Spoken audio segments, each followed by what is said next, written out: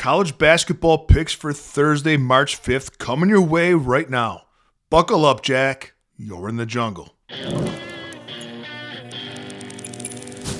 First of all, you and I have to have a conversation how we're going to go about betting college basketball between now and the NCAA tournament. See, the big conferences, the sexy conferences like your SECs, your Big Tens, your Big 12, your ACCs, their conference tournaments are next week.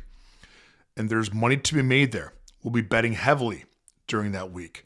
But until then, the games you want to focus on are the other conference tournaments that have started because the games are very meaningful and the information that we use to handicap is very relative. And there are a few parameters, rules if you will, that I've learned over the years that I set in place and have been very successful with when betting these lesser known conference postseason tournaments. I'd like to share them with you. The first thing you want to look at is to understand that there's going to be upsets. These are all neutral site location games. There's going to be upsets both in the early rounds and the later rounds. The second thing to consider, heavy three-point volume shooting teams, when they get hot, can turn the tournament upside down. The third thing to look at is select teams and really consider teams that don't turn the ball over much. And number 4, ignore streaks, both winning and losing streaks. Coming into these games, because teams are going to be nervous. Neutral sites, games matter. You lose and you're done. And expect a lot of chaos. That being said, here's my daily sizzler for Thursday. It's St. Thomas. We're in the Summit League now. St. Thomas of Minnesota -6.5 over South Dakota State. St. Thomas fits my profile perfectly. Lowest turnovers in the Summit Conference. Second highest scoring team in the conference. Scoring 8 more points per game than South Dakota State does. Takes and makes the most threes of anyone in the conference, and South Dakota State allows the second most three-point attempts and makes in the conference. St. Thomas of Minnesota -6.5. Pound it for Thursday, the Daily Sizzler. Now we're going to the Missouri Valley Conference, and we're taking Drake plus 5.5 over Southern Illinois. They fit my model too. They don't turn the ball over much, but Southern Illinois does.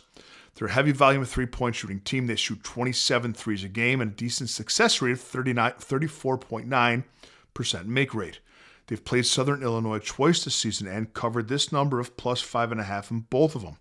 I like them to do the same on a neutral site location. Gotta love the Drake, plus 5.5.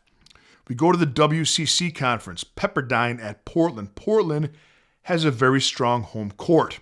We're not there. Their home court advantage of why their record is so good at home.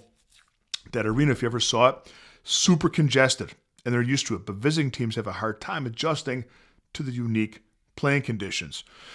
Although it's a neutral site game and not an away game, Portland has just one win away from the home court this season. And both times Pepperdine has played them, Pepperdine has beat them straight up. Pepperdine is the better three-point shooting team. And they turn the ball over less than Portland does. Portland turns the ball over more than any team in the WCC.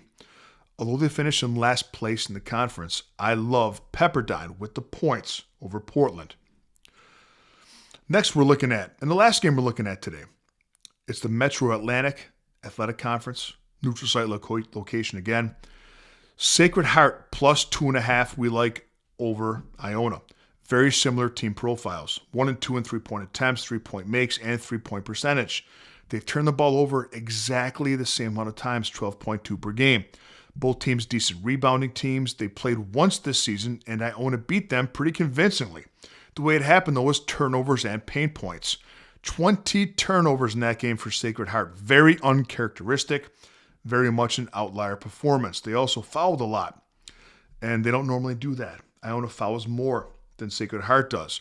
So we had 2 outlier situations in that game. We have 2 teams that are very even, neck and neck in everything, from the standings to every offensive and defensive metric that matters. When you have 2 teams that play this evenly matched, one team wins, the pendulum tends to swing back the other way.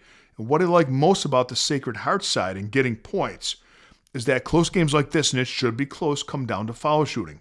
And Sacred Heart is the much better free throw shooting team. They make 78% of the foul shots to 70% of Iona. I like Sacred Heart a lot. plus the 2.5. So much going on in college basketball. Here's your 4 free plays today. If you want my best bet of the day, a bet that's not in this video, that's called my $5 favorite, and you can have it for just $5. The link for it is in the comment section. If you're looking to partner up with me for all of March Madness from today, not just the tournament, today until the end of the NCAA tournament, you can do it for just $50. It's called my March Madness Silverback Partnership, and the link for that is in the comment section. For just $50, you get every single bet that I make in college basketball from now until the end of the tournament. You've got nothing to lose, my brother, and everything to gain. Hey, I'll see you tomorrow with a little more money in your pocket.